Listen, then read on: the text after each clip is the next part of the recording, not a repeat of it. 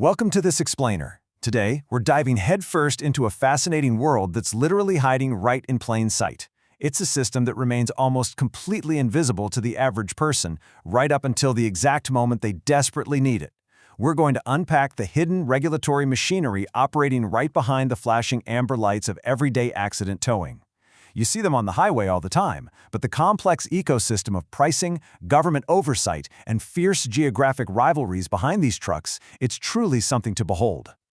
To really understand this industry, we have to start by tapping into a feeling most of us know all too well: the universal anxiety of a car breaking down.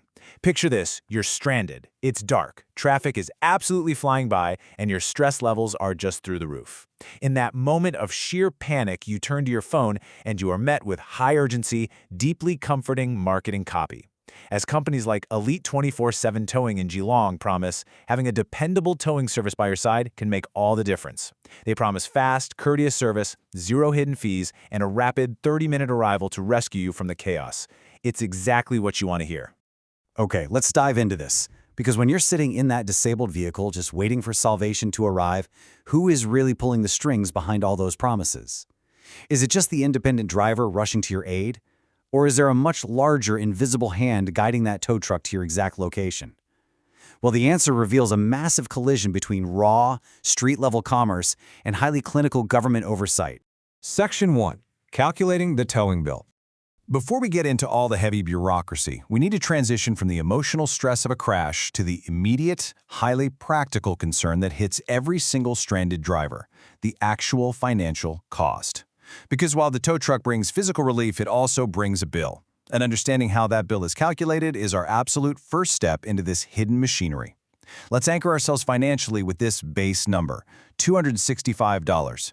According to recent data from Garden State Towing in Melbourne, you can generally expect this to be the base price just for a tow truck's initial hookup fee and the first 8 kilometers of travel. That's the starting line.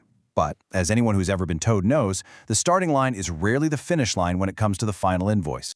Just look at how incredibly fast this situation escalates. That bill can rapidly multiply way beyond the base fee thanks to a whole host of surcharges. Need to go further than 8 kilometers? You're looking at about $4.20 for every extra kilometer. Did you happen to crash after normal business hours? Tack on another $90.50. Public holiday? Add $75. And if you have a larger 4WD or you're stuck in a tricky underground parking spot that requires specialized equipment, those fees climb even higher. It creates a really high-stakes financial situation for the consumer at their absolute most vulnerable moment. Section 2. Taming the towing industry. Now, all this vulnerability brings us to a major pivot in our story. We need to zoom way out from the frantic, street-level commerce and the immediate shock of that bill. Because, left entirely to its own devices, a market where the buyer has zero negotiating power can become highly problematic. Motorists involved in accidents are often traumatized, and let's face it, they usually haven't ever shopped for towing services before. This is exactly why the government got involved. Back in 2010, the Essential Services Commission stepped in and released a comprehensive review. Their goal was to evaluate the entire industry and establish firmly regulated baseline fees, ultimately to protect consumers from predatory pricing in these extremely high-stress situations. What the Commission did was essentially transform that completely chaotic roadside negotiation into a highly clinical, step-by-step regulated process. Step 1 is applying that strictly defined base towing fee we just discussed, which includes clearing glass and debris. But take a close look at steps 2 and 3. If a vehicle needs to be literally dragged out of a ditch before it can be towed, which is known as salvage, the Commission recommended a strict $60 per hour regulated rate, broken down proportionally by the minute. And, because the government absolutely loves documentation, Step 3 mandates that operators collect a minimum of 2 photographs of the salvage operation. This serves as mandatory evidence to justify those extra fees, effectively stopping operators from inventing fake salvage time. But the regulation didn't just stop there. The 2019 Regulatory Impact Statement for Accident Towing Services shows how the Department of Transport is continuously refining these rules. By 2019, the focus had actually expanded way beyond just protecting the consumer's wallet. The overarching goal evolved into ensuring safe, orderly services that can rapidly clear accidents off the road, all to minimize massive, citywide traffic congestion. Section 3. The GPS tracking debate. This drive for ultimate efficiency creates a really fascinating tension. It directly pits the independence of the driver against the watchful eye of the state. Here's the core of the issue. To keep traffic flowing, regulators mandate that tow drivers must arrive at an accident scene within exactly 30 minutes of being allocated the job. Under the older system, a driver just had to telephone the Central Accident Allocation Center to say they'd arrived or departed. But regulators argued this simply wasn't efficient enough. So they proposed a massive upgrade, requiring mandatory electronic GPS tracking devices on all licensed tow trucks to pinpoint their exact location automatically and transmit that arrival data electronically. Now, what's really interesting about this analysis is the sheer scale of why the Department of Transport wanted this technology in the first place. Their numbers argued that having GPS notification would allow the allocation center to establish exact departure and arrival times instantly. This cuts out manual phone calls and shaves crucial minutes off accident clearance times. And, as we all know, in a major city, shaving even just a few minutes off a block lane has a massive ripple effect on traffic jams. Just look at the macroeconomic scale of this proposed regulation. The department estimated that decreasing accident clearance times through mandatory GPS tracking could yield benefits of up to $38 million per year in congestion savings for Melbourne. $38 million. That is a staggering number. It really highlights how a seemingly small logistical upgrade for a tow truck can translate into millions of dollars of reclaimed time for the broader economy. And this absolute obsession with clearing scenes faster, it even influences how the trucks operate physically. Regulators have heavily debated prohibiting what are called double tows, which is when a tow truck takes two vehicles away from a single scene at once. Now, the towing industry obviously wants double tows because it massively improves their productivity for multiple car accidents. But the Department of Transport pushed back, noting that loading two cars takes significantly longer at the scene, which ultimately delays the road clearance. It's a perfect example of government traffic priorities directly overriding the operational productivity of the independent business owner. Section 4. Melbourne versus Geelong.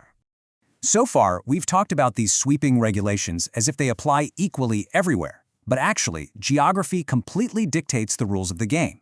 Moving just a few dozen kilometers down the highway completely changes the regulatory universe you operate in. And this brilliantly illustrates the geographic divide.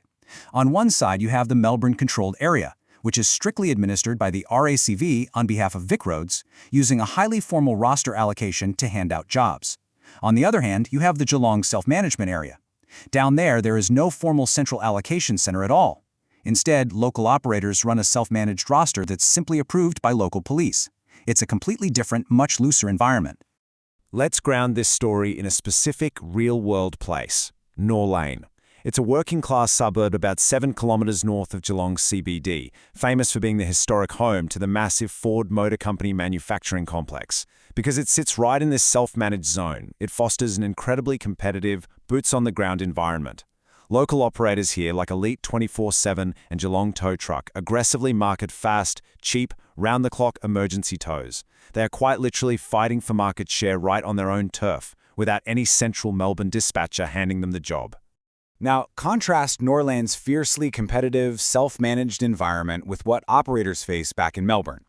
In the Melbourne Controlled Area, an operator pays steep regulatory license fees. We're talking over $1,000 annually, just to partially fund the operating costs of that rigid accident allocation center. So Melbourne operators are paying heavily into the very bureaucracy that controls them, while regional operators navigate a slightly wilder, but much less bureaucratically expensive, local market. So what we really see when we step back and look at the source material is that every single roadside rescue is this fascinating collision of two completely different worlds. You have the frantic, deeply stressful street-level reality of broken glass, anxious drivers, and independent tow operators just hustling to make a living. And pressing down on top of all that is a clinical, highly calculated million-dollar government bureaucracy trying to turn a chaotic accident into a perfectly timed, photographically documented GPS-tracked data point. Which leaves us with a final thought to ponder. As departments of transport push to shave minutes off congestion by implementing mandatory GPS and strict digital reporting, the very nature of the job is shifting. Will the independent, street-smart roadside rescuer eventually disappear altogether, absorbed completely into the system, until they are just another precisely managed data point on a government grid? It is a very delicate balance between public efficiency and private enterprise, and it's playing out every single day right on the shoulder of the highway. Thank you so much for joining me for this explainer, and I sincerely hope you never have to look at a tow truck the same way again.